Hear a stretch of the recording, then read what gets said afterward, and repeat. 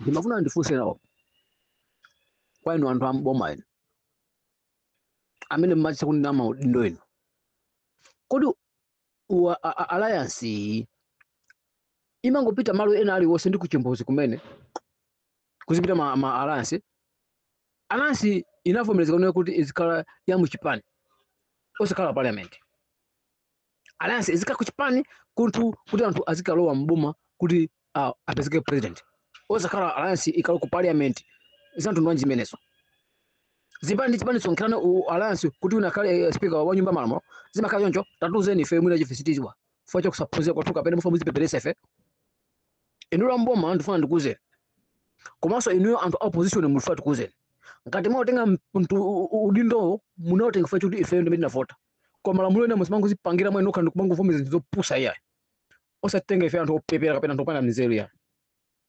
Mwamvisa bwino bwino, musatenga ife anthu opanda nzeru ayi, musatipyese mitima ifeyo sitikufuna. Mwamvisa bwino bwino, don't forget you are there because the Malawian is voting you. You are there because us, you are voting, we was voting you. So we will give you votes. Then now, people, when it's call you, you say you are MP, you are honorable because of who? People stay to the village.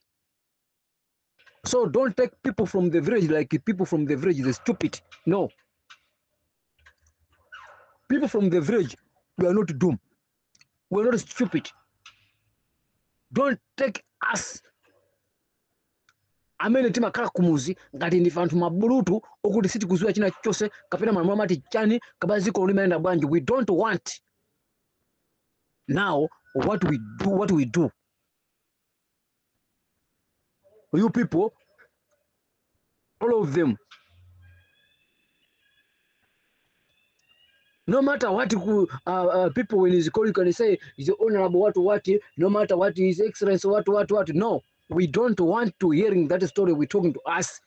Malawian is a good country. Malawi is a free country. Malawi, we got freedom. So don't take us chance because we know the Malawian when they stay to the village, no matter what we never go into school, but we look like we are full.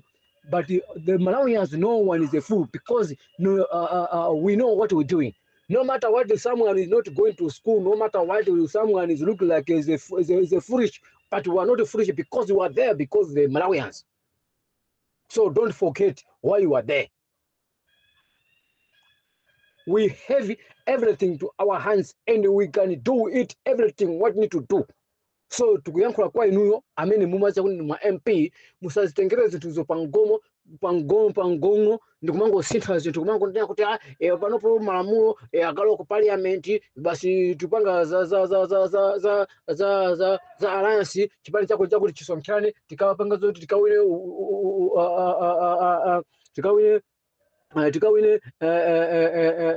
speaker. Who are you? Who will tell you like that? Who's give you power? This speech, where you get it? Don't take us like we are stupid, the Malawians. We all the Malawians, we know what we're doing. That's why people will vote you, then it's put you there and it give you votes. You see, don't forget why you are there.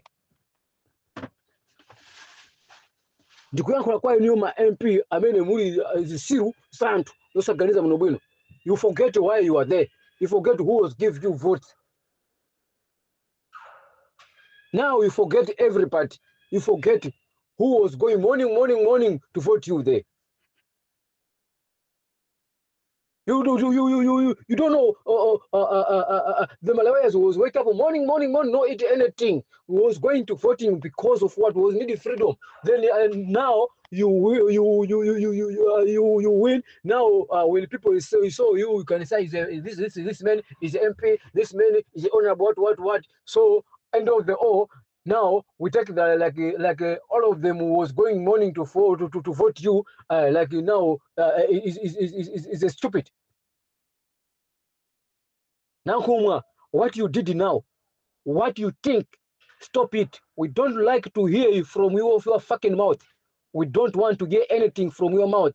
and what you think, stop it, because us, we are hungry, and now our heart, we are feeling pain too much, because this is sorry what you say now.